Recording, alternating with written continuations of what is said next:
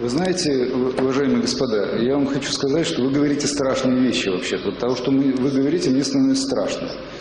Почему? Вы предлагаете передать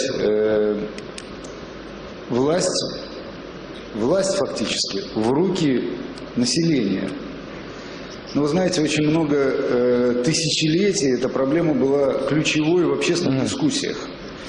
И мы знаем, сколько мудрых голов на эту тему думало. А великие мыслители, такие как Лао Цзы, придумывали свои теории дао, зашифровывая их, боясь донести до простого народа. Потому что они понимали, как только все люди поймут основу своего «я» и самоидентифицируются, управлять, то есть манипулировать ими будет чрезвычайно тяжело. Люди не хотят быть манипулируемы, когда они имеют знания.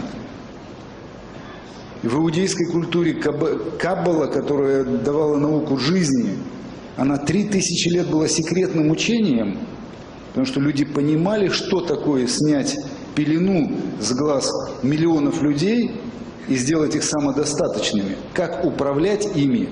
Любое массовое управление подразумевает элемент манипуляции.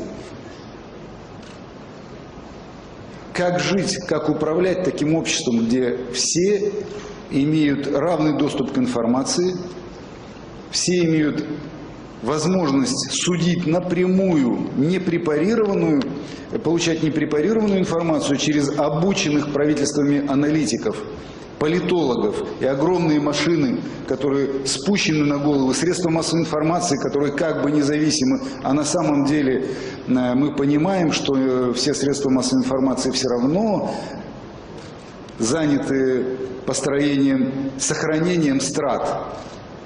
Так как в таком обществе жить? И мне от ваших рассуждений становится страшновато, честно говоря. И мне кажется, что вы не совсем понимаете, что вы говорите.